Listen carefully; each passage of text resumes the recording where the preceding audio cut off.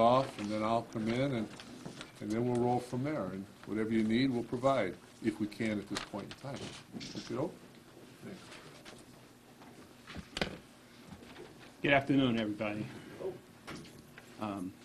We're here today for a media briefing concerning the events from this past weekend.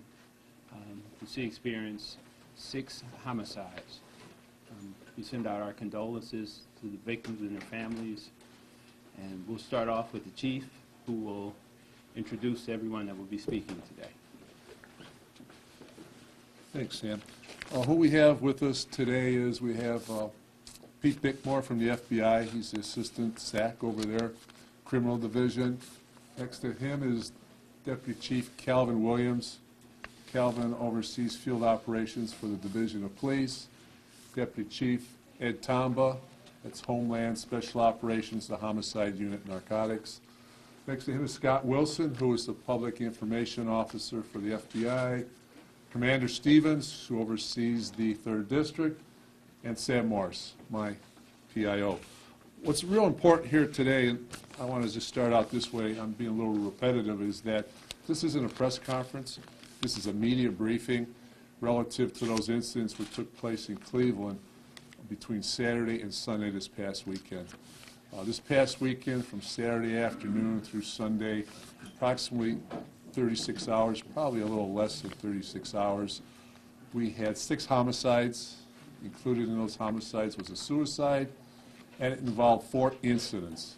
These incidents were pretty separate from each other, really different kind of incidents. And before I go any farther, I just want to confirm what Sergeant Morris said, is that we do offer our condolences to the family, friends of the victims. I also want them to know that as we identify suspects, people that are responsible for these incidents, they will be held accountable, and we will move forward through the judicial process to see that they're convicted. And that's not just the suspects per se. If there's anybody associated with them, we'll hold them accountable also. Relative to the incidents which took place over this weekend, the Cleveland Division of Police responded in a very timely manner, and the follow-up investigations concerning those incidents was done professionally, thorough, and all the officers within our division, our partners with the FBI and the Sheriff's Department, should be commended on the work they did.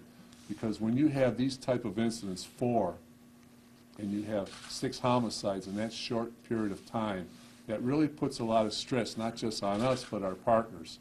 And our partners during this particular 36-hour period, it was representatives from the Cuyahoga County Sheriff's Department and representatives from the Federal Bureau of Investigation, specifically the Violent Crimes Task Force. We set that task force up approximately a year and a half ago, specifically to address these type of incidents when they take place not only in the city of Cleveland but in Northeast Ohio. With that said, I am going to open it up to questions and answer, and I'm going to turn the floor over to the media. And anything that you have, concerns or questions you need answered, we will do whatever we can to answer them, as long as it doesn't impact the current investigations that are currently going on. Thank you. Chief, there's been some questions about the Amber Alert procedure. There were apparently some glitches in that Amber Alert. Can you go through that and talk about the process and what you guys did right and what happened? Okay. Relative to the Amber Alert, I can only address those circumstances that pertain to the Cleveland Division of Police. We did respond in a timely manner under the circumstances and the intelligence that we had at the time as far as issuing the Amber Alert. And with that said, I'm going to turn it over to Commander Stevens, who issued the Commander Alert, and he can be more specific as to the timeline and when it was issued. Commander? Thank you, Chief. Yes, sir. Do you have a follow-up question to that do you want me to start with, or do you want me to just give you a narrative? Yeah, why don't you start with, you guys arrived and take it from there as far as when that Amber Alert was issued and what problems you know about with the process of it. Our call center took a call around 11:45 of a female and her baby abducted at gunpoint. Zone cars and zone car supervisors responded to the area of 70th and Union. They found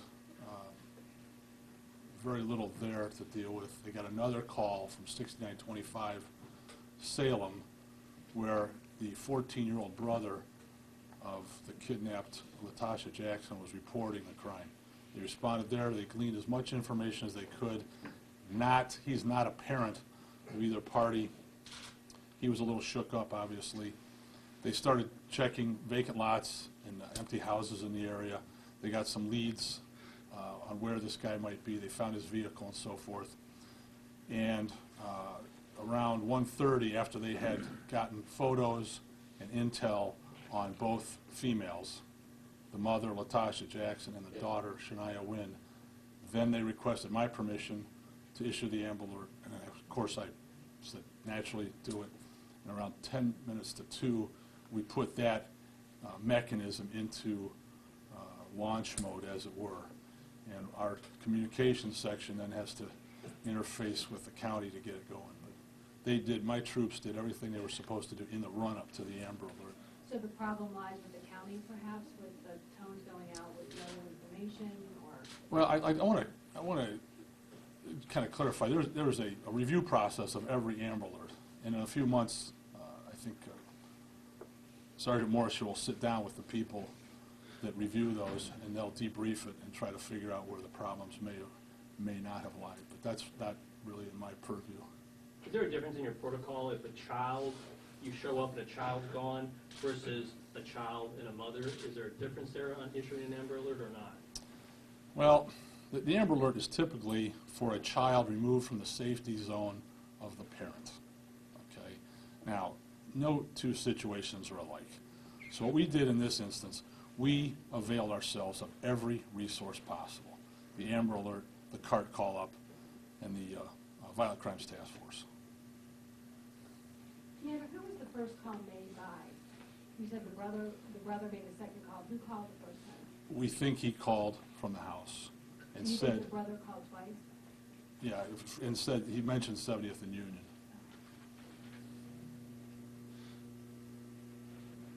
Is this the most, when you talk about the number of homicides that happened over this weekend, as far as you can recollect, is this the largest number you've had? I'm going Chief? to defer to either the chief or the deputy chief. Thank you. Sir, anytime you have one homicide, it's too many, as far as we're concerned here in the city of Cleveland. But to answer your question, no. This is not the most homicides we've had in that period of time, 24 hours or 36 hours. No, it's not the most we've had. Unfortunately, it's very sad. How many do you have right now as far as the city of Cleveland? Currently here in the city, we have 11. Up until that point, this particular weekend, we had 5, which was less than last year. And there again, I can't stress it enough. One is too many homicides, because there's a family out there, there's friends out there that lost a loved one. So I can't downplay 1, 2, or whatever the number is. I can just give you stats. And I know over the course of the last 2 years, 2010 and 2011, in 2010 we had 72 homicides. In 11 we had 75, and those numbers are probably the lowest numbers this city's seen in about 50 years plus. It's just unfortunate these tragedies took place this weekend, and they're just so separate and just so unusual. But one's too many. One's too many. Chief, on that note, what in your view does this say about the crime in the city? I mean, whenever something like this happens, people go, "Oh my, it's dangerous, Cleveland." You know, they got to control. It's out of control. I mean, that's the reaction when this kind of thing happens. So, you know, how do you see this? How would you say this describes or puts into context crime in Cleveland? Well, if you go to our website, obviously we track crime, and it's listed for the last 6 years, 26 through 2011. And over that time period, our Part 1 crimes total are down almost 10%. So each and every year we've seen our Part 1 crimes going down. Chief, do you have any update on Antoine Shannon, the situation that happened over there? I'm going to turn that over to Deputy Chief Tombaugh, who oversees homicide, and he would have that information. Ed? That incident occurred at 2:15 on Sunday evening over at 815 Rockwell. There was approximately 150 to 200 patrons in that establishment when this took place. We do have video. The detectives are out there today reviewing video. Currently, there are no viable suspects, but we do have video, and we have the potential to have 150 to 200 witnesses that saw something. So part of this today was also to ask for any assistance that anybody has that was at that nightclub or has any information. We'd like them to call the homicide unit. We've got some photos that were posted on Twitter, and we've got some video that we're currently reviewing. But as of right now, the update is that the investigation is ongoing. The postmortem exam will be conducted later today at the medical examiner's office, but there are no viable suspects at this point. Are you able to locate all of those people, those potential witnesses? I imagine it must be difficult. No, we haven't, but anybody with information, and I'm sure we probably won't locate all of them, but if anybody has any type of information or they saw something or they have some type of video that they happen to take with, obviously everybody has cell phones now, you know, we would like to talk to them. The owner has been cooperating with us. We've reviewed his security tape and his security procedures also. So at this point, you have no idea who he might have gotten into a fight with, anything? No, not at all. We do have some video that we're looking at, but we don't know who anybody is. So, like I said, we need to identify those people so we can start that process. So at this point, it's way too early to kind of put somebody's picture on the screen, I guess, right? Yes, yeah, it is. An update on the other homicide, the body in the SUV and... That was later in the day on the 19th.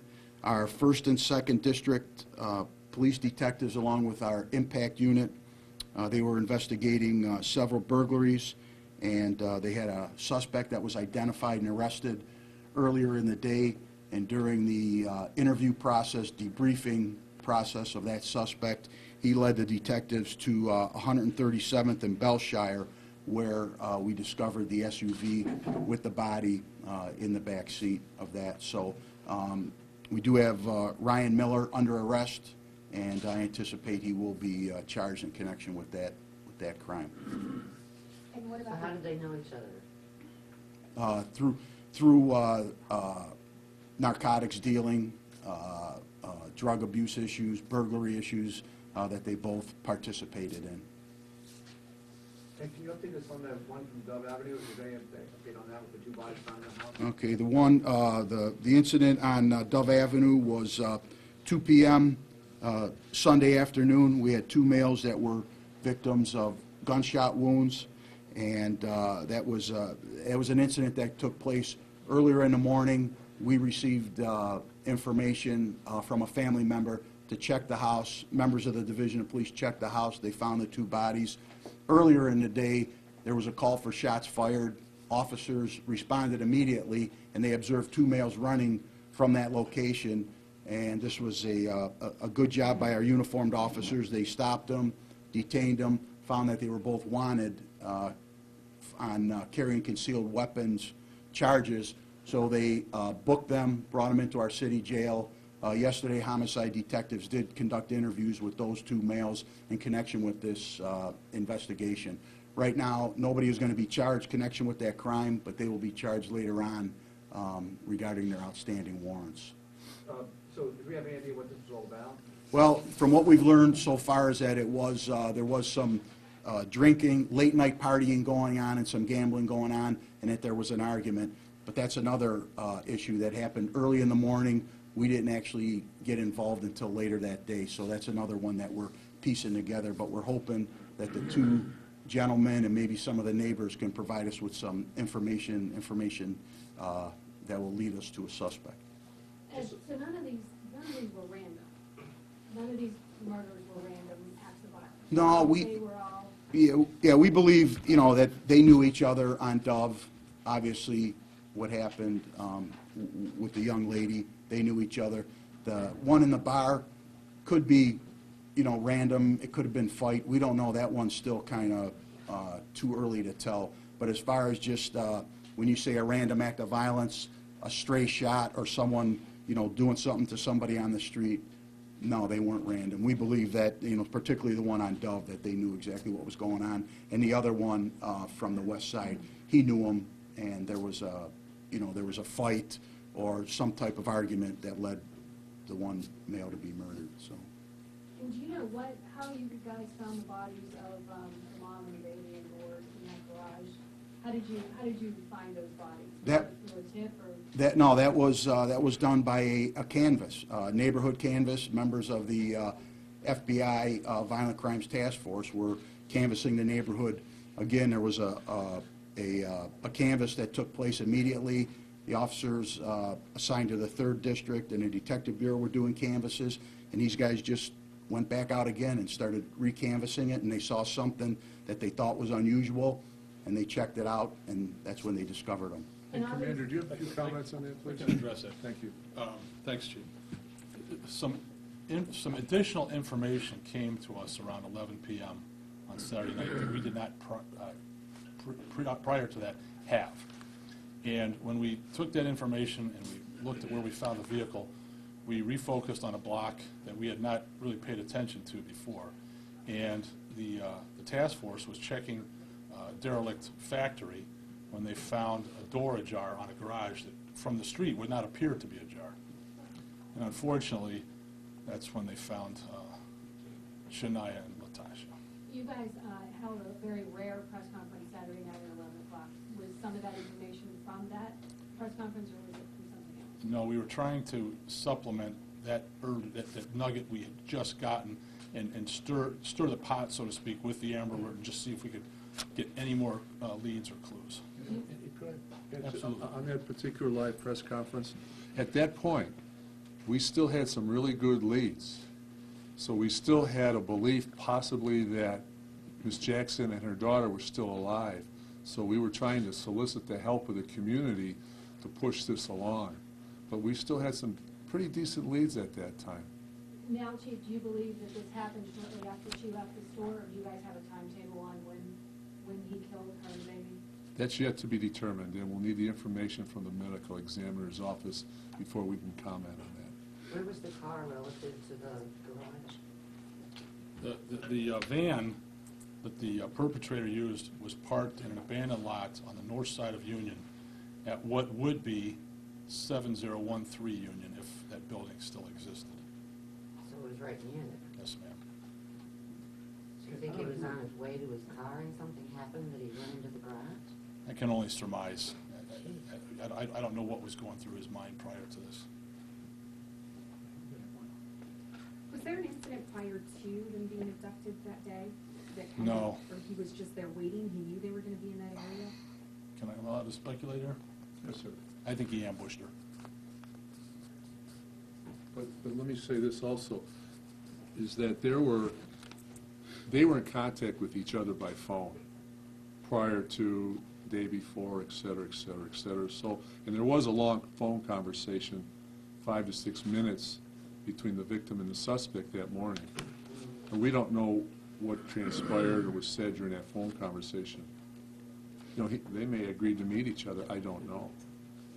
So, but there's a lot more to it, and the investigation is ongoing, so we can't really give you specifics as to what transpired between the young lady, her daughter, and the suspect, and I believe there's a lot of stuff still out there yet. We need to put it all together and connect all the dots to try to figure out what happened with that tragic story. And that's what it's going to turn out to be, a very, very tragic story. Was the baby still in the stroller when he found her? That's something we really can't go to right now. I'm not sure who would be the best person for this, but is there any way to quantify how that V-Grip program is going on? It was, aimed at taking guns off the streets and, then obviously preventing weekends like this, but any way to quantify how it's going? V-Grip is going very well. We had it up and running for 3 months in the 4th District, and we saw a reduction in our violent crime concerning handguns. We took a few weeks off to assess it. We reevaluated where we were going to deploy next, and we decided to deploy in the 2nd District, overlapping into the 1st District, and that's where they're at currently. And it was those officers that rounded up that gentleman Miller that we wanted on the burglaries, and then he took us to the body in the SUV. How many burglaries are we talking about, and in what time frame for this Ryan Miller dude? I honestly don't know. I know it was more than 2. So I think we had him for 5 or 6 burglaries that we know of in that particular West Side neighborhood, and we were zeroed in on them. The detectives from the 2nd District and then V-Grip went over there and assisted them, and they were chasing after this guy probably for about 3 or 4 days. And then they caught up with him on Sunday night approximately at 8:30, and that's when, during the course of the debriefing with the suspect, he identified the vehicle. If I could go back to Dub just for a second. The 2 men that you guys rounded up on the outstanding warrants, I don't know if I missed it or not, but were they, do you believe they were in the house with the victim? Ed, do you want to take that question, please? We're not sure if they were in the house. They were running from the house, but they were interviewed by the detectives. Exactly what they said and where they put themselves is unknown at this time, but we're going to use that if there is, or when their prosecution comes about. But it was heads up by the officers responding to grab these 2 guys. Just a few comments on this particular home on Dove. This was a home that went into foreclosure about 4 weeks ago. So it didn't look like an abandoned house, and actually the heat and the lights and everything were still on, and these gentlemen just kind of set up a clubhouse in this particular residence. Oh, none of them belong there at all. I don't believe so, no. And what made, you said that somebody got a phone call? What made them, what transpired the phone call? There was a resident on the street that called the shots fired in that area. When the officers came to the area, they identified these 2 individuals walking down the street. When they beckoned them to come over, then the 2 suspects ran down behind the houses. The officers chased them. After a foot chase, they rounded them up.